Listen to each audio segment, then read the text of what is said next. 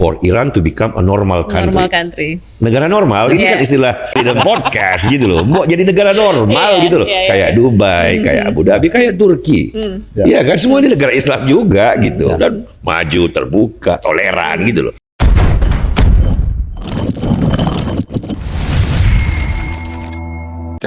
Halo kaum intelektual sekalian, wah gila. Baru-baru ini Pak Rizal mengatakan Iran itu akan kembali jadi negara normal. Nah, yang jadi pertanyaan, kenapa Pak Rizal mengatakan seperti ini? Emang selama ini Iran nggak normal gitu? Emang selama ini Iran itu ODGJ gitu? Emang selama ini Iran itu keblinger gitu?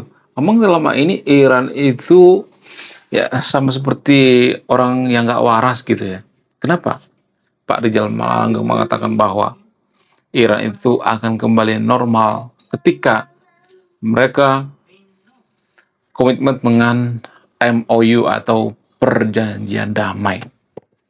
Selain itu, Pak Rizal juga mengatakan bahwa Amerika menekan Iran. Sementara pengamat abal-abal di Konoha membalikkan fakta ya.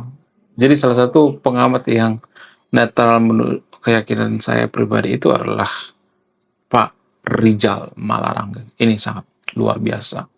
The one and only.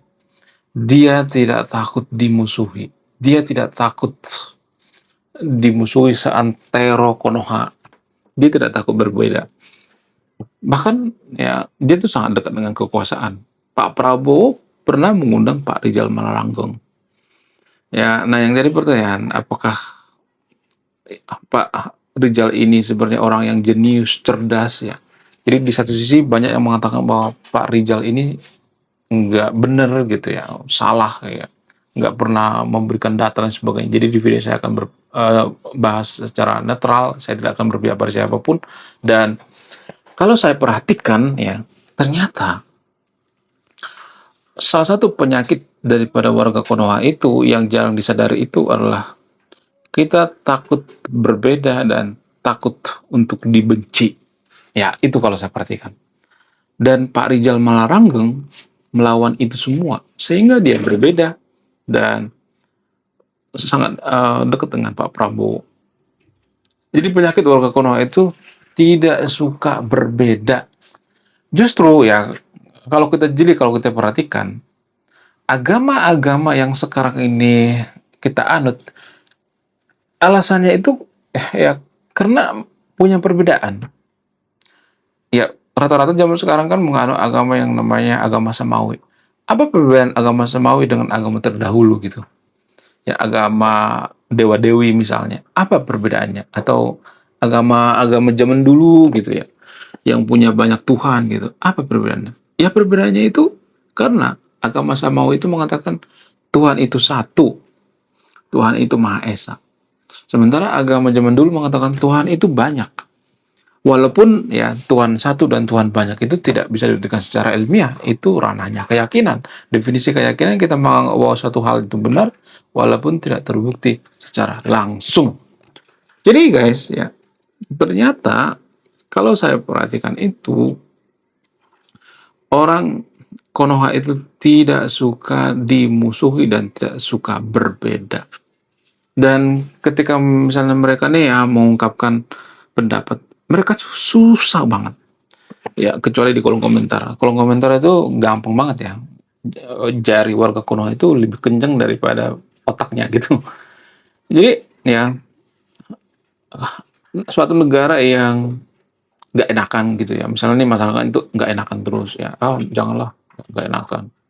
Ya, kalau kita berbeda nanti kita dimusuhi. Kalau kita berbeda pendapat nanti kita akan dianggap sesat. Jadi ini yang tidak dimiliki oleh warga Konoha.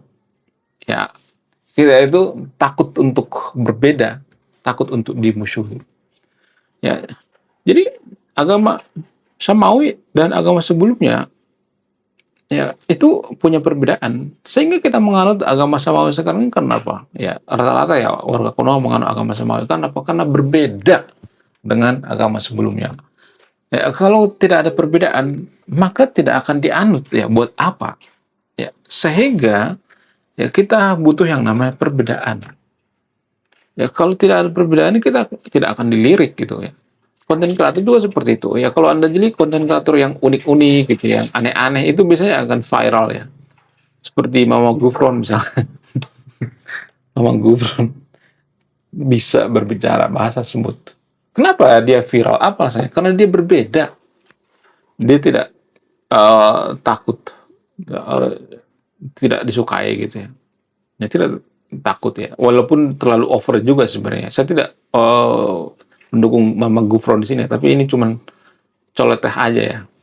Colotehnya Bang Udin gitu. Jadi guys ya, perbedaan itu sangat penting sekali ya. Sangat penting sekali ya. Di kehidupan sehari-hari juga seperti itu. Ya, kita harus berani tidak disukai. Kenapa warga Konoha itu tidak berani berbeda gitu ya? Tidak berani tidak disukai. Apa alasannya? Jadi ada banyak faktor sebenarnya. Alasan yang paling masuk akal itu karena kita sudah berhenti bertanya. Semenjak agama ditemukan, kita sudah berhenti bertanya. Nggak semua tapi di skala ya. Ada juga ya orang beragama jenius, tapi rata-rata ya, kita berhenti bertanya. Padahal agama itu tercipta karena pertanyaan loh. Ya, lah kok gitu? Ya pertanyaan itu muncul karena apa? Karena kita melihat saudara kita meninggal, ya kita melihat air bah misalnya, kita melihat bencana, kemudian kita melihat banyak masalah di sekeliling kita ya, sehingga tercipta yang namanya agama untuk menjawab tantangan-tantangan semua ini. Yang kalau misalnya terjadi petir, yang banjir dan sebagainya, kita butuh pertolongan ya. Ya, yang kita butuhkan itu apa? Ya, agama. Jadi agama itu sebenarnya menurut antropologi ya, bukan menurut saya ya. Menurut antropologi, agama adalah buatan manusia. Agama diciptakan oleh manusia zaman terdahulu. Ya, itu dari sudut pandang antropologi ya. Jadi ya kita kembali ke Pak Rizal Malarangeng. Pak Rizal Malarangeng ini nggak takut dimusuhi gitu ya. Dia tampil beda gitu ya, berbeda banget. Walaupun komentar-komentar terhadap Pak Rizal Malarangeng ini sangat-sangat tajam sekali ya. Dikata-katain gitu ya. Pak Rizal ini dikatain nggak beradab lah gitu. Pokoknya dikata-katain. Apakah ini benar atau tidak? Enggak. Ini bukan budaya kita. Saya nggak tahu ini budaya dari mana. Entah budaya dari gurun, ya, entah budaya dari jurang mana, saya nggak tahu ya. Tapi yang jelas ya, kalau saya perhatikan, ya, kalau saya perhatikan pendukung daripada Iran itu tidak pernah berpikir rasional. Ya, nggak pernah berpikir rasional. Mereka selalu ngata-ngatain orang yang berbeda dengan yang ada di pikiran mereka. Itu penyakit warga Konoha. Ya, bahkan baru-baru ini, ya, saya bikin postingan tentang manusia purba. Banyak tuh warga Konoha yang marah-marah nggak jelas. Kok lu percaya dengan manusia purba? Kok lu percaya dengan teori evolusi? Kok lu mengatakan bahwa manusia itu jutaan tahun yang lalu atau 20 tahun yang lalu itu punya ekor? Bukan manusia sebenarnya. Apes namanya. Apes itu nenek moyang bersama antara simpanse, bonobo, primata, dan manusia. Ya, jadi kalau ada yang mengatakan bahwa manusia itu dilahirkan oleh simpanse, itu salah total. Simpanse tidak melahirkan manusia, manusia juga tidak melahirkan simpanse. Hal ini mirip seperti kucing dengan harimau. Harimau tidak melahirkan kucing dan kucing juga tidak melahirkan harimau. Jadi ini berdasarkan pengamatan, bukan pengamatan lagi, emang penelitian daripada teori evolusi. Ya, jadi teori evolusi mengatakan ya kita harus jujur ya, ada bukti ilmiahnya gitu. Sama seperti ya seperti yang saya bikin di postingannya. Tidak mau tahu seberapa lu religius, seberapa lu takut akan Tuhan ya, seberapa lu rajin beribadah dan sebagainya. Tapi ya kita tidak bisa menyangkal bahwa manusia itu punya tulang ekor. Ya kan? Ya, kita tuh punya tulang ekor. Tapi kalau saya ngomong seperti ini pasti banyak nanti yang kejang-kejang kalau nonton berjamaah gitu.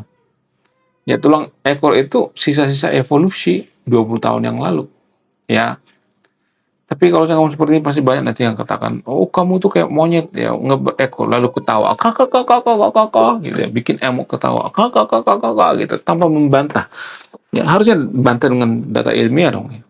Kalau bantah pakai data ilmiah, jangan ngecek gitu ya. Kakak, dasar oten sudah mulai gila, ODGJ dikata-katain ya. Saya sering tuh dikata-katain. Dan percayalah, kalau Anda ngomongnya kasar, itu biasanya di-ban sama YouTube. Nggak boleh ngomong kasar, guys. Ya, kemudian selain itu, ya, kalau saya perhatikan, warga Konoha itu juga sangat tidak suka dengan perbedaan pendapat gitu. Kita itu sebenarnya intoleran terhadap perbedaan pendapat. Artinya gini, boleh-boleh aja kita berbeda pendapat, asal pendapat kita itu tidak bertentangan dengan nilai-nilai kemanusiaan. Itu dulu deh. Itu DNA daripada agama, menurut Pak Islam Barawi. Jadi guys, ya, kita tuh nggak boleh takut dengan perbedaan. Kita harus menghargai perbedaan. Artinya, kalau perbedaan kita itu tidak bertentangan dengan nilai kemanusiaan, tidak mengganggu orang lain, nggak jadi masalah, sah-sah aja.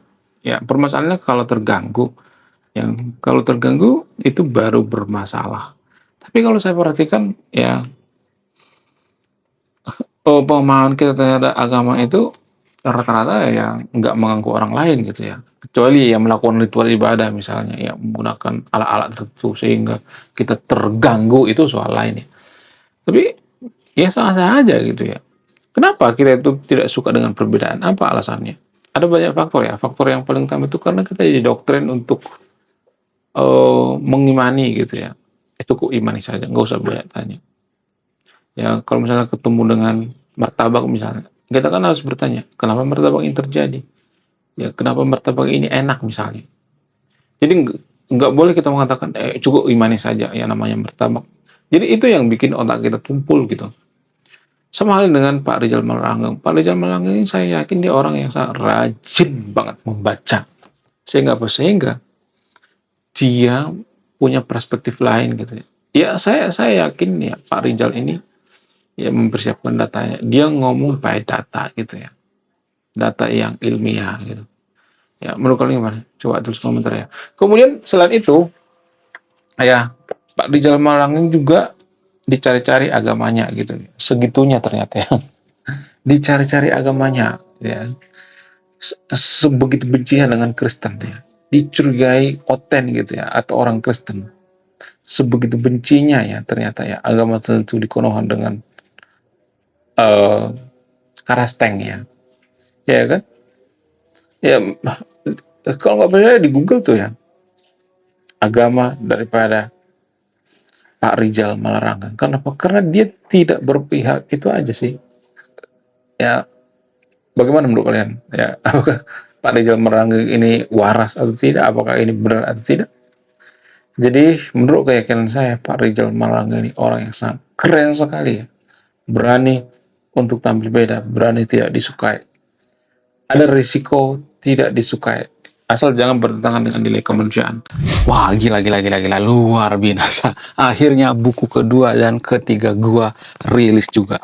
Buku kedua gua ini judulnya Budi Tanpa Pekerti. Dari judulnya sudah menarik. Dan kisah daripada buku ini sangat-sangat dilematis sekali. Di mana karakter dalam buku ini bercerita, ada dua pilihan yang sangat sulit. Yang pertama, ketika seorang tokoh dalam buku ini tidak bawa-bawa agama saat kampanye, maka dia bisa dipastikan kalah. Tapi ketika bawa-bawa agama dalam kampanye, ketika dia bawa-bawa kalimat insya Allah, maka dia bisa dipastikan menang. Nah, yang jadi pertanyaan, kalau Anda di posisi karakter dalam buku ini, mana yang Anda pilih? Ini temanya sangat cocok dengan tema channel ini, bahas tentang agama. Kemudian tidak hanya ini juga menarik guys ya, Tanah Luka. Dari judulnya juga udah kelihatan ya, ini cerita penuh dengan luka. Dimana kisah dalam buku ini ada seorang kiai yang sangat-sangat dilematis. Dia bingung memilih antara menyelamatkan hutan atau menyelamatkan 1000 anak yatim. Jadi kalau Anda di posisi buku ini, mana yang Anda pilih? Nah, yang menarik dari kedua buku ini adalah menggunakan sudut pandang sastra Nobel. Kapan lagi ya kan baca buku yang setara dengan buku Nobel. Wow, luar biasa. Silahkan di check out sekarang juga. Kalau nggak di check out juga nggak apa-apa. Karena saya nulis buku itu bukan nyari duit sebenarnya. Ya, karena saya pengen berkontribusi terhadap kemajuan bangsa kita. Itu tujuan saya nulis buku ya. Jangan lupa, link pembeliannya ada di pin komentar video ini. Jadi endingnya apa ya? Saya penasaran ini. Saya jadi penasaran ini isinya apa. Bella juga beli ini. Link pembeliannya ada di pin komentar video ini. Oke guys, sekian video ini. Terima kasih sudah banyak memahami. Saya kaum intelektual, salam rasional.